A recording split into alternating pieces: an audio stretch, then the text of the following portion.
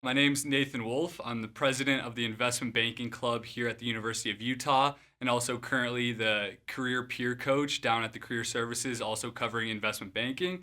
But I guess if you're watching this video, you're interested in what investment banking is, steps to recruit successfully, and useful resources to recruit. So, just covering what investment banking is, investment banks really, in the most general sense, help connect people with money, investors, to people needing money, companies. So, what this means is raising money through equity or debt, also advising companies on buying or selling other companies. That's called M&A advisory. And then there's also restructuring, which helps guide companies through financial difficulties. And these are three different functions of investment banks. Through the different functions, there's different coverage groups. There's an mergers and acquisitions coverage group, also known as M&A. There's debt capital markets, equity capital markets, restructuring groups, and all these different groups all are within the investment banks. And there's three different types of investment banks as well. There's bulge bracket, which are the banks you're probably familiar with, including J.P. Morgan, Goldman Sachs, Morgan Stanley. These are the largest banks that work on the most diverse deals and also have balance sheets, which means that they could provide funding through debt and equity. And then there's also banks called elite boutiques, which are more focused on strictly advising companies on mergers and acquisitions or advisory on restructuring. They don't actually provide financing like those bulge bracket banks do. And then the third type of investment banks are middle market banks, and these are just smaller to medium sized deals. And there's many more middle market banks than there are bulge bracket or elite boutiques. So section 3, why do you want to choose investment banking? Why do people pursue this career path? There are plenty of reasons that people actually pursue investment banking, whether it's a technical skill development, including financial modeling, valuations, working on M&A processes. All these are given to junior analysts, and you have a really high level of responsibility at the junior level. And then also there's a fast-paced environment, which leads to really rapid professional growth, which means it's a great stepping stone for careers in private equity, venture capital, etc., maybe a hedge fund. So really what investment banking is used is almost as a stepstone to get into these other careers. And typically it's a 2-year career path. You go into investment banking for 2 years and then you're able to go into one of these other career paths if you would like. You can also stay there, but most people end up switching to private equity or venture capital. And then also another big benefit of it is the pay. You can earn up to upwards of 100K right out of graduation, but it's also important to note that this is because you're going to be working maybe around 80 hours a week. So it's a really demanding job, and it's important to know what you're getting into before you really commit to recruiting for investment banking. And then also with all this, it makes it also really competitive to recruit for investment banking. There's not that many investment banks out there. There's probably 50 really reputable investment banks. You're going to be competing with students from Ivy League schools, etc. So you got to really differentiate yourself and stand out in order to make it into investment banking. So with that, looking at the recruitment for investment banking, it's also very important to understand the recruitment timeline because investment banking recruitment typically occurs sophomore year for your junior summer internship. So what that means is you're recruiting roughly 1.5 years before the internship actually starts. And what that also means is you kind of have to figure out this career path by freshman year, maybe early sophomore year, or there's workarounds to that. You can defer your graduation. So what that means is you can take an extra semester at the end. You could do 4.5 years instead of the typical 4. And what that does is it pushes out your graduation. So instead of recruiting sophomore year, you get to recruit junior year and just claim you're a sophomore. This is a workaround that a lot of people do here at the University of Utah because it's so hard to figure out this career path freshman year and build your resume out to actually get a competitive process going. After you figure out you're interested in investment banking, the first step is really to try to build out your resume with both internship experiences, on-campus involvement, case competitions, and also just having a decently high GPA. It's preferred that you have a 3.7 or higher, and that's just because you're going to be competing with those Ivy League schools. So you have to show that you were a good student, and the GPA is really the way to do that. So if you don't have a high GPA, I would suggest trying to maybe retake classes to increase your GPA or any type of workaround to do that, maybe do a business major GPA. There's different workarounds to that. But you also have to have a very structured resume template. They're not looking for anything fancy in investment banking. There's going to be AI resume checkers that make sure that you're following a specific resume template with consistent formatting, strong action verbs, and quantified achievements. So having that resume template is very important. To run a competitive investment banking process, you should have 2 transactional finance internships on your resume before you recruit for investment banking. So that means having 2 transactional internships either freshman year, the summer after freshman year, the beginning of sophomore year, before you recruit for investment banking. So that's kind of hard to do. And it's important that you try to get those starter internships, which typically, in my opinion, is the hardest part about recruiting.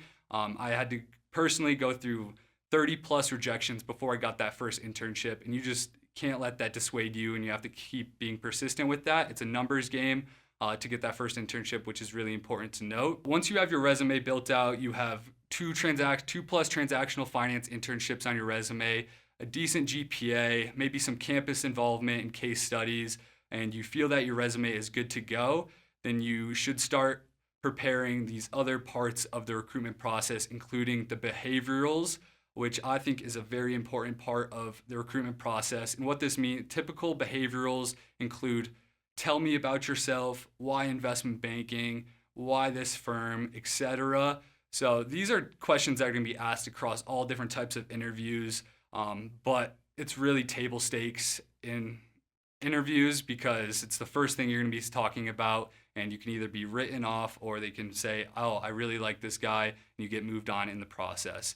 And then also with these behaviorals, you could also be asked, tell me a time you struggled in a team, tell me a time you're proud of. So a good way to prepare for those types of behaviorals is to prepare 3 to 4 strong stories on leadership, teamwork, overcoming challenges that you can go and alter those stories to fit any type of behavioral question. So that would be my advice with the behaviorals. So we covered resume, behaviorals, and now we're going to get into networking. So really, networking is going to be one of the most critical parts of the recruitment process because recruiting from the University of Utah, like I said, it's going to be really competitive recruiting against these target school students. By target school, I mean Ivy League students, these schools where investment banks typically recruit out of. University of Utah is known as a non-target school just because we haven't had that many alumni within investment banking. So really networking is going to be the most important part so you can build relationships, build rapport, and that you can get these connections that then will vouch for you and get you an interview. So really with networking, there's going to be a networking timeline, which is around like 3 months before interviews kick off. And it's important that you reach out to all the different types of connections, including all the alumni that are in investment banking out of the University of Utah. And really with these calls, you are just trying to build rapport, tell them about yourself, ask them about their journey, industry insights, follow-up questions, and then the goal of these networking calls is try to get moved on to another call. So at the end of the call, you say, I really think this call went well. Is there anybody else at the firm I could talk to? And that way you can go and cast a wide net within that firm and kind of build your name without in that firm. So we covered resume, we covered behavioral, and we covered networking. The 4th step of really the recruitment process is the technical knowledge. This is what really sets investment banking apart from other finance, recruitment for internships, etc. It's because there's going to be specific technical knowledge that you need to know when you get in these interviews, but there's plenty of resources out there that can help you learn these. So some examples of these technical knowledge, there's really 6 key concepts. There's accounting, DCF, which stands for discounted cash flow, valuation methodologies, enterprise value, LBOs, etc. There's plenty of resources out there to learn these. So it might sound intimidating, but there's plenty of resources to learn these. So really the 4 main things you need to know for recruiting investment banking is having a solid resume with 2+ transactional internships, a high GPA, and maybe some campus or case competition involvement, having strong behaviorals, being able to do networking calls with alumni or people in investment banking, and then having that technical knowledge so then when you do get an interview, you ensure that you do a really good job and hopefully it can convert into an offer. So now looking at some resources for recruiting success, we talked about all these stuff you need to do in order to run a competitive recruitment process, but there's plenty of resources to help you succeed in this. And one of the most important suggestions I have if you're watching this is to go join the investment banking club and finance clubs at the University of Utah because this stuff changes every year. The timeline for investment banking is changing every year. It moves up 2 months every year. So if you're watching this, the timeline could be different then than it is now. But if you join these clubs, investment banking club, which is typically held on Thursdays, you will be able to meet other students recruiting at the same time and understand the timeline and exactly what you need to be doing in order to run a successful process.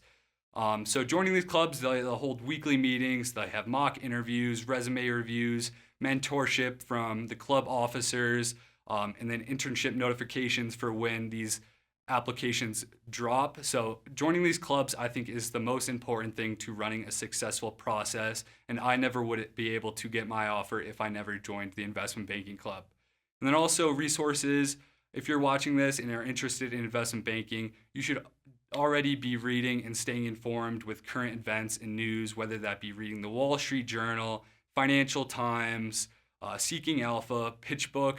The University of Utah actually gives students free access to all these materials through the Marriott Library. So please go sign up for those and stay up to date with the news because that is really the first step in becoming informed with the financial world. And then for the technical questions that we talked about before, there's specific guides for investment banking technicals, including the 400 question guide. This is an infamous guide that everybody who's recruited in investment banking reads. It covers all the different concepts at like a concept level and then also provides specific questions that you may be asked within an interview. And then there's also ibvine.io, which is a website kind of like Quizlet, but for investment banking specifically. And this is super beneficial, especially if you like that Quizlet type of learning style. And then also an easy way to stay up to date with current events, industry news, etc., is to listen to podcasts. This is a great way. There's plenty of resources out there. I'm sure you can go find some, and I'm sure that they're going to be different when you're watching this video. So just go look for some podcasts relevant to investment banking and recruiting, and that'll help you stay up to date as well. So just to summarize what we've been through, we covered what investment banking is, what the investment banking recruitment process looks like, and resources to help you run a competitive process.